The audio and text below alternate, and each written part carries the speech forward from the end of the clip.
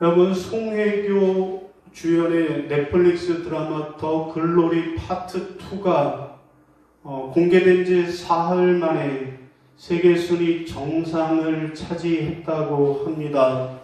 자, 국가별 순위를 보면 한국, 일본, 대만, 홍콩 등 전 세계 38개국에서 1위를 차지했다고 합니다. 여러분, 그런데 이 드라마의 내용은 무엇일까요? 여러분, 이 드라마의 내용은 한마디로 복수입니다. 여러분, 고등학교 시절에 친구들로부터 끔찍한 학교 폭력을 당했던 문동은이라고 하는 주인공이 오랜 세월이 흐른 뒤에 성인이 되어서 이제 가해야 될 자들을 찾아가서 철저하게 복수한다. 그런 내용입니다. 여러분, 복수가 무엇입니까? 복수란 무엇입니까? 복수란 죄에 대해서 벌을 내리는 것이 복수입니다. 여러분, 세상의 모든 법은 복수를 그 전제로 하고 있습니다. 다만 오늘날의 법은 개인이 사사로운 복수를 하지 못하게 하고 그 벌을 법에 정하고 있다라고 하는 그런 차이가 있겠습니다. 여러분, 오늘 본문 말씀은 무슨 말씀입니까? 오늘 본문 말씀은 예수님의 복수 이야기입니다. 여러분, 오늘 본문에서 보면 사도 바울이 자신의 영의 아들이요 자신의 후계자였던 디모데에게 자신의 옛날 이야기, 자신이 사도가 되기 전의 이야기를 간증하는 내용입니다. 여러분, 그 간증의 내용은 무엇입니까? 사도 바울이 간증을 해요. 내가 전에는 비방자요, 박해자요, 폭행자였다라고. 내가 예수를 믿기 전에는, 내가 예수를 만나기 전에는 나는 비방하는 자요, 회방하는 자요, 폭행하는 자였다라고 고백을 합니다. 여러분, 그렇습니다. 그가 예수 그리스도를 만나기 전에 바울은 예수님의 복음을 비방했던 사람이고, 그래서 예수 믿는 사람들을 박해했던 사람이고, 그래서 스데반을 돌로 치는 일에 직접 가담했던 폭행자였습니다. 여러분,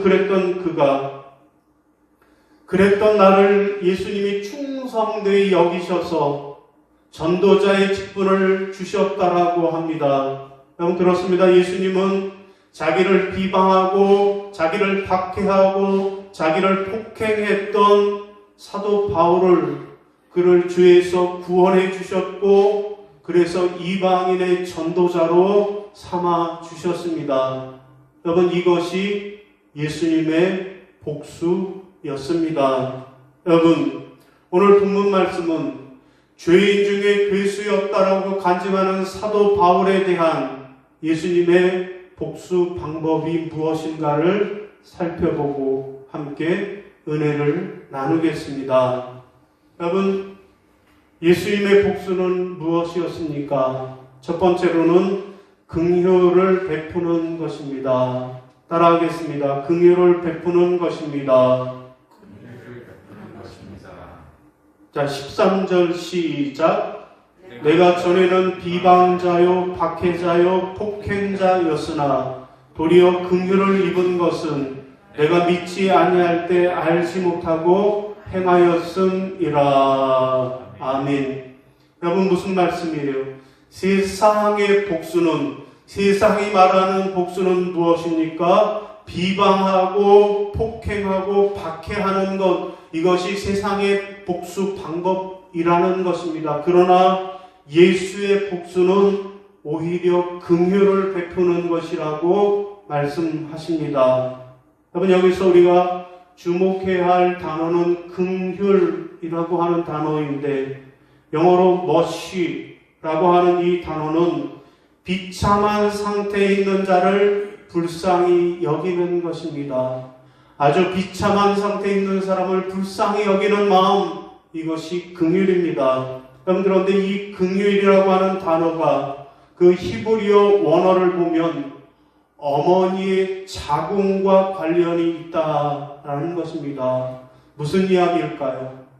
자비라고 하는 것, 긍휼이라고 하는 것이 어머니의 자궁하고 관계가 있다라는 거예요. 무슨 말인가 하면 긍휼이란 아무것도 할 수 없는 갓난아기에 대한 어머니가 갖는 사랑의 마음이라는 것입니다. 여러분, 뱃속에 있는 그 아기, 아직 완전한 인간이 되기도 전에 그래서 아무것도 할 수 없는 그런 갓난아기에 대해서 어미가 어머니로서 사랑을 베푸는 그 마음, 그것이 긍휼이라는 것입니다. 여러분, 우리는 이보다 더 큰 긍휼을 예수님으로부터 받은 사람들입니다. 여러분, 13절의 사도 바울의 고백처럼 우리는 하나님을 능욕한 비방자요, 그리스도인들을 괴롭혔던 박해자요, 하나님의 사역을 방해했던 폭행자들이었습니다. 더 나아가서 15절의 절규처럼 나는 죄인 중에 괴수요 극악무도하였던 자였습니다. 여러분, 그러나 이 모든 행위에도 불구하고 우리가 과거 알지 못하고 행하였기에 우리는 긍휼을 입을 수 있었습니다. 또한 예수님이 우리에게 먼저 1절 오래 참으사 오래 참으심을 보여주셨기에 우리는 긍휼을 입은 자가 되었습니다. 여러분, 베드로전서 2장 10절을 같이 읽습니다. 시작. 너희가 전에는 백성이 아니더니 이제는 하나님의 백성이요 전에는 긍휼을 얻지 못하였더니 이제는 긍휼을 얻은 자니라. 아멘. 여러분, 그렇습니다. 세상의 복수 방법은 비방하고 박해하고 폭행을 가하는 것입니다. 그가 나에게 한 것처럼 그가 나를 비방했으면 나도 그를 비방하고, 그가 나를 박해했으면 나도 그를 박해하고, 그가 나를 폭행했으면 나도 똑같이 폭행하는 것, 이것이 세상의 복수입니다. 그러나 우리 주님은, 예수님의 복수 방법은 그런 사람에게 오히려 긍휼을 베푸는 것입니다. 여러분, 한 노예상이 있었습니다. 그는 비싼 값에 노예를 팔아버리는 것이 인생 최고의 목표였던 사람입니다. 주위에서 그는 가리켜서 냉혈인간이라고 불렀습니다. 그도 그럴 것이 흑인 노예 600명을 배에 태우고 가다가 병든 480명을 바다에 던져 죽게 만들었던 잔혹한 인간이었습니다. 그는 노예 선장으로 동정이나 사랑이란 단어 따위는 그에게 사치스러운 감정에 불과했습니다. 그는 또한 늘 자신을 과신했던 교만한 자였습니다. 자, 그랬던 그가 어느 날 바다에서 심한 풍랑을 만났습니다. 마지막까지 사력을 다해 물을 퍼내고 물을 또 퍼내다가 마침내 하나님 앞에 항복하고 말았습니다. 오 주여 긍휼을 베푸소서, 오 주여 긍휼을 베푸소서. 주님께 무릎을 꿇었습니다. 그 후 그의 마음속에 복음이 들어왔습니다. 그동안의 죄악된 삶을 다 정리하고 신학을 공부해서 목사가 되었습니다. 그러나 그는 평생 권위의 상징인 목사 가운을, 목사의 예복을 입지 않았습니다. 그는 항상 노예복을 입고 예배를 인도했습니다. 그는 말하기를, 나는 인생 쓰레기로 죄의 노예였던 자신을 구원해 주신 하나님의 은혜가 너무나도 고맙기에 그 은혜를 잊지 않으려고 노예복을 입습니다. 라고 말했습니다. 그는 또 고백합니다. 나는 2만 명의 영혼에 빚진 사람입니다.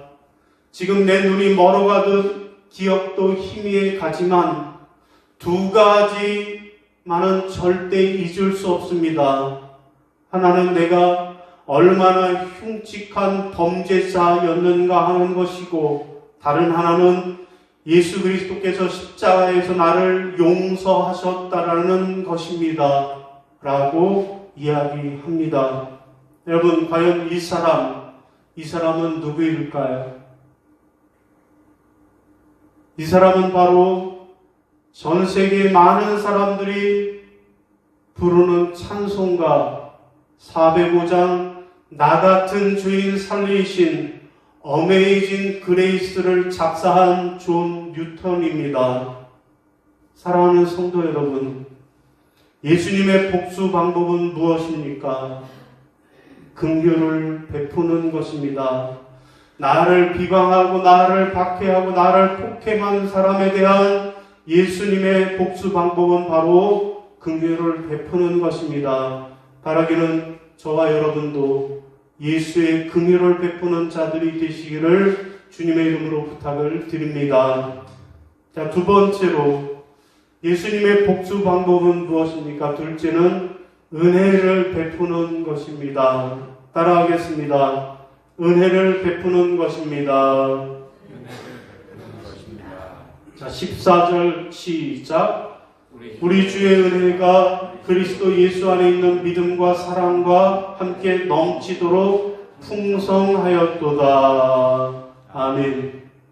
여러분, 세상의 복수는 나를 비방하고 박해하고 그랬던 사람에게 오히려 내가 성공하고 출세하는 것이 복수라고 합니다. 여러분, 그러나 예수님의 복수는 은혜를 베푸는 것이라고 말씀하십니다. 여러분, 지금 디모데에게 주의 은혜가 넘치도록 풍성하였다라고 그는 간증하고 있습니다. 여러분, 바울에게 무슨 은혜가 그렇게 풍성하게 넘쳤을까요? 그가 돈을 많이 버는 은혜를 입었을까요? 그가 건강한 은혜를 입었을까요? 그가 출세하는 은혜를 입었을까요? 아닙니다. 그는 지금 로마의 차디찬 지하 감옥에 갇혀있는 죄인의 신분입니다. 그는 돈도 많이 벌지 못했고 건강하지도 못했고 출세도 하지 못했습니다. 그러면 도대체 바울에게 넘치는 그 은혜는 무엇이었을까요? 그는 말합니다.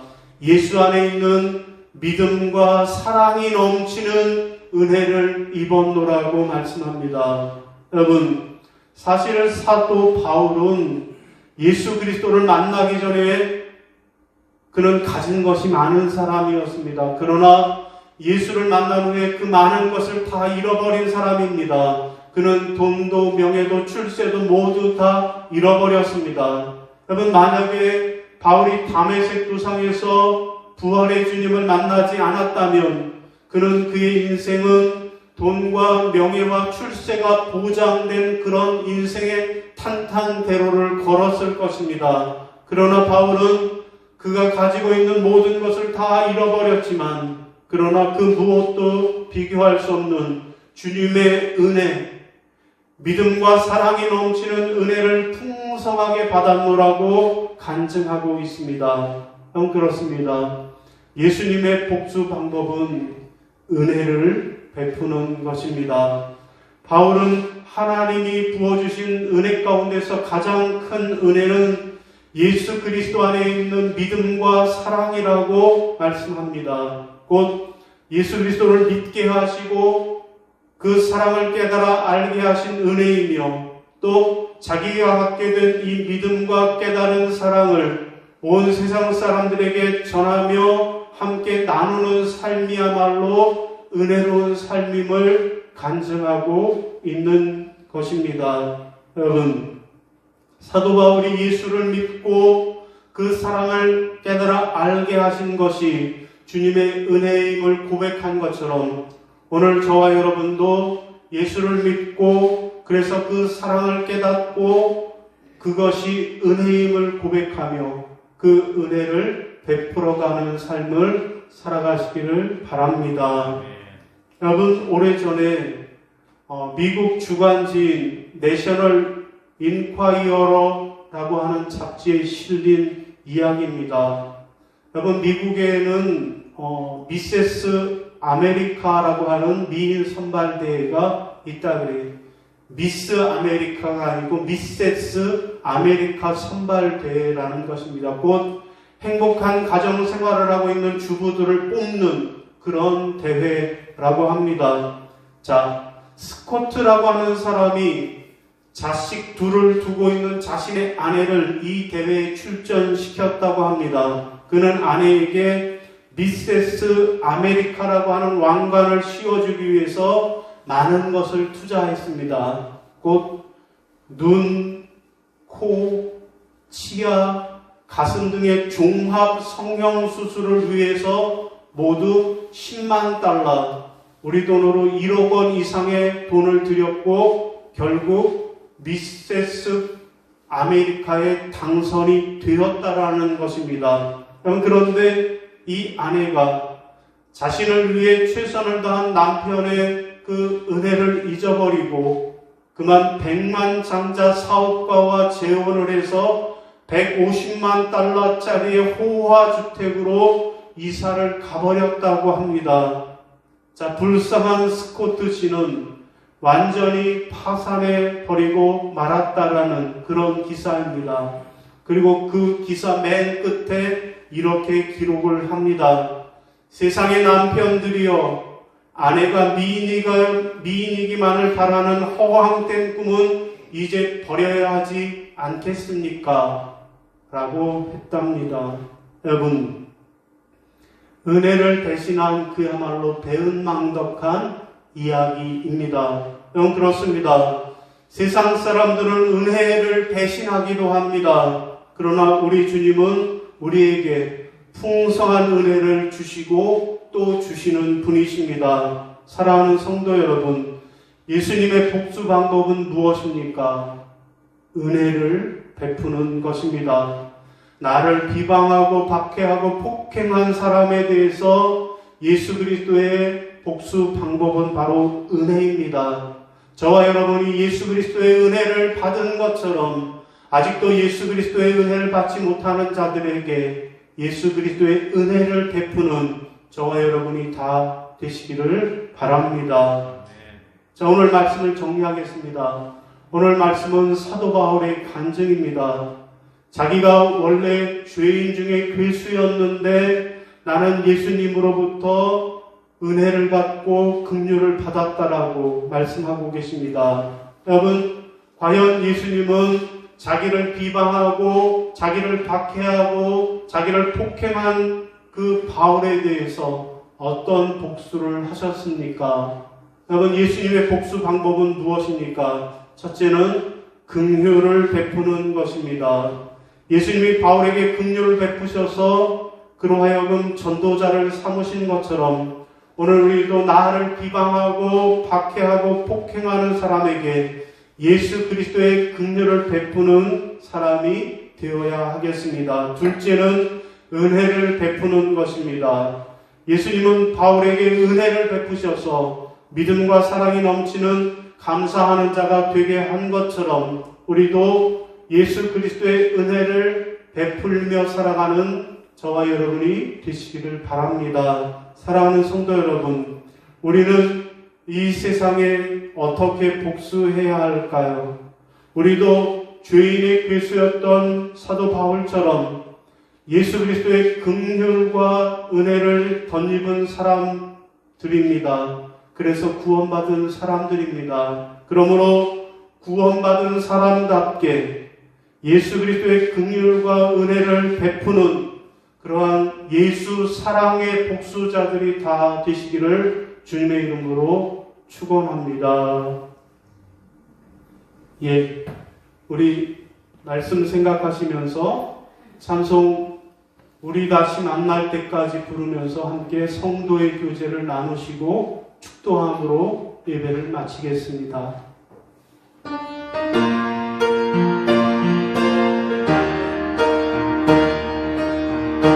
일어나셔서 성도의 교제 나누겠습니다.